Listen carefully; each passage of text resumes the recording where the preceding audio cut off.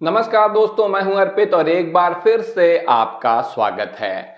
आखिरकार ज्ञानेश कुमार देश के 26वें मुख्य निर्वाचन आयुक्त बन गए हैं। वहीं राजीव कुमार अपने पद से रिटायर हो चुके हैं, लेकिन अभी भी सुप्रीम कोर्ट की तलवार उनके सर पर लटक रही है। जब राजीव कुमार रिटायर हुए तो उन्होंने अपना विदाई भाषण भी दिया, जिसमें उनके मन की बात छलक कर सामने आई है।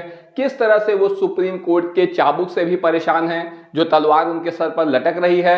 वहीं वो इस बात से भी परेशान है कि इतिहास राजीव कुमार को किस तरीके से याद रखेगा। जिस तरह से chief justice of India Chandrachud Singh अपने आखिरी समय में ये सोच रहे थे, जब वो सीजेआई के पद पे थे, कि उन्हें इतिहास कैसे याद रखेगा, उसी तरह राजीव कुमार, जिनके बारे में कहा जाता है कि इनके कार्यकाल में चुनाव आयोग कठपुतली बनकर रह गया था। लोगों ने केंद्रीय चुनाव आयोग को केंचुआ तक की संज्ञा दे दी थी।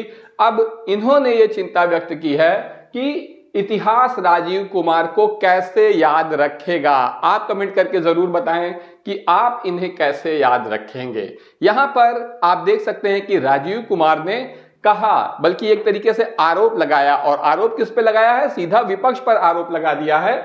जिसे नतीजे पसंद नहीं, वो ईसीआई को बलि का बकरा बना देता है। विदाई से पहले बोले राजीव कुमार, यानी कि चुनाव के नतीजे जिसे पसंद नहीं आते हैं, वो बलि का बकरा किसे बनाता है? चुनाव आयोग को बना देता है। कुमार ने कहा, एक संस्था के रूप में आयोग को कई बार अनुचित तरीके से उन लोगों की तरफ से जिम्मेदार बताया जाता है जो चुनाव के नतीजे स्वीकार नहीं करना चाहते हैं।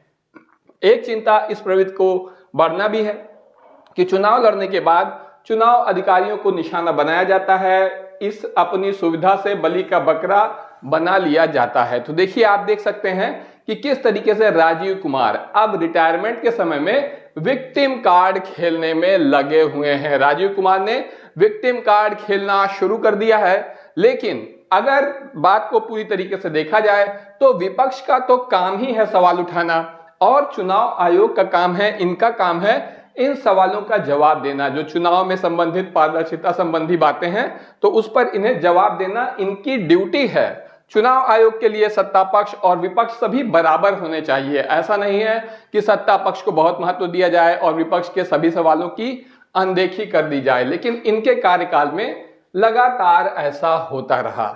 अगर आप याद करें पिछला लोकसभा चुनाव, तो हम सभी को याद है, उस समय मुख्य चुनाव आयुक्त राजीव कुमार ही थे, और इन्हीं के कार्यकाल में खुद प्रधानमंत्री मोदी ने किस तरीके से मंच पर खड़े होकर एक संप्रदाय विशेष को घुसपैठिया कहा था।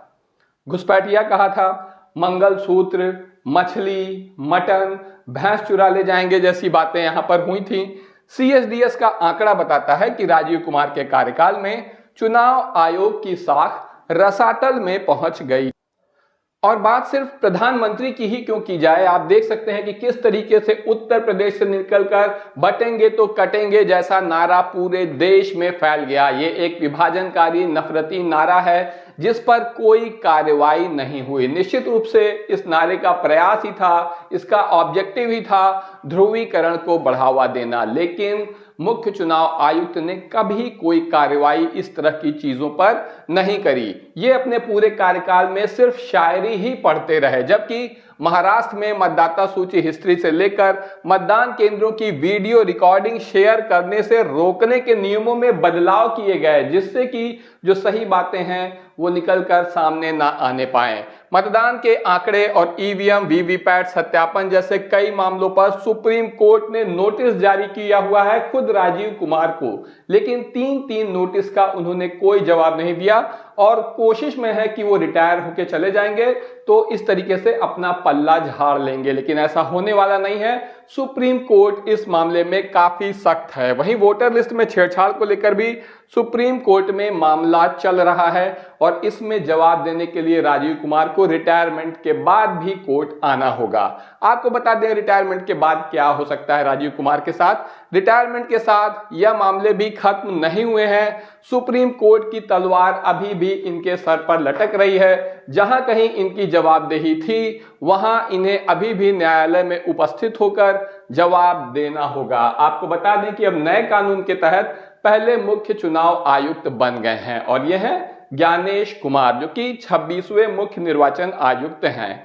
नया कानून मैंने आपको क्यों कहा, क्योंकि नया कानून ये है कि प्रधानमंत्री नरेंद्र मोदी ने किस तरीके से विधेयक पारित करके जो पुराना सिस्टम था, जो न्यायालय ने व्यवस्था दी थी कि चीफ जस्टिस ऑफ इंडिया के साथ देश के प्रधानमंत्री और नेता प्रतिपक्ष मिलकर डिसाइड करेंगे कि चुनाव आयोग के जो आयुक्त हैं, चाहे वो मुख्य चुनाव आयुक्त हो या 2 अन्य आयुक्त हैं, वो निर्धारित किए जाएंगे। लेकिन अब ज्ञानेश कुमार की नियुक्ति जो है इस नियम को पलटकर हुई है। चीफ जस्टिस ऑफ इंडिया को पैनल से हटा दिया गया है। अमित शाह उस जगह पर थे एक कैबिनेट मिनिस्टर के रूप में। यही वजह है कि सवालों के घेरे में है ज्ञानेश कुमार की नियुक्ति। नए कानून के तहत सीईसी और ईसी की नियुक्ति के खिलाफ दायर याचिकाओं पर 19 फरवरी को सुनवाई भी होनी है। 19 फरवरी यानी आज ही सुनवाई होनी है, क्योंकि मोदी सरकार ने सीजेआई को इस पैनल से बाहर का रास्ता दिखा दिया। और यही वजह है कि राहुल गांधी ने नए सीईसी की नियुक्ति से सहमत नहीं थे। राहुल गांधी ने पीएम मोदी और अमित शाह के सामने इसके कारण भी बताए थे कि क्यों हमें इस तरीके की जल्दबाजी नहीं दिखानी चाहिए। उन्होंने तो मोदी को यहां तक कहा कि इसे अपनी ईगो का प्रश्न ना बनाएं। आप देख सकते हैं कुछ दिन के लिए टाली जाए नए सीईसी की नियुक्ति, पीएम के साथ बैठक में बोले राहुल गांधी।